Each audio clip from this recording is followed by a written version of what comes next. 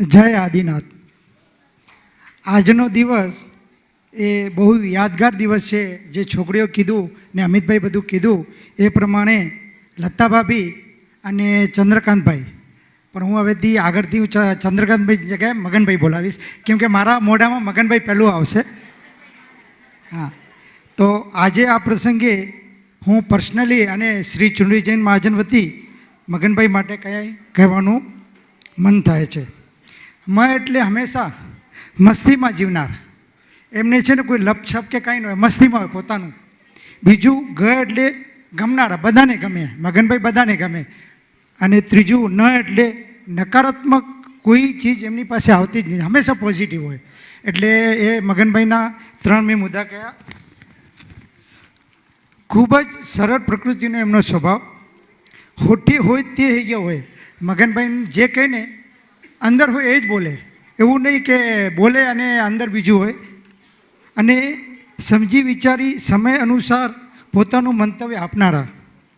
મહાજનને લગતી કોઈ વાત હોય, મુદ્દો હોય ત્યારે સ્પષ્ટ અને પોઝિટિવ અભિપ્રાય એ અચૂક આપે.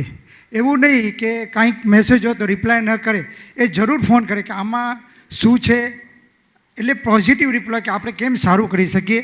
એ એમનું સુપર ગુણ છે. તન મન ધનથી શ્રી ચુંડવી જૈન મહાજનના સાથે ઊભા રહેનારા અને મહાજનમાં પોતાના હોદ્દાની ગરિમાને વધારનારા, હસમુખો ચહેરો અને જતું કરવામાં માનનારા.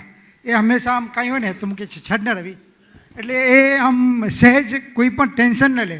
મગનભાઈના વ્યક્તિત્વને બંધ બેસતું એક સુવાક્ય છે, વર્તમાન અનમોલ છે, વર્તમાન જ અનમોલ છે, હરીમરીને મોજથી જીવી લેજો, ભૂતકાળ પાછો આવવાનો નથી, એથી આજનો આનંદ લઈએ અને આગળ 100 વર્ષનું આવું જ પ્રોગ્રામ બીજું ગોઠવીએ એવી શુભેચ્છા પણ છે સાથે.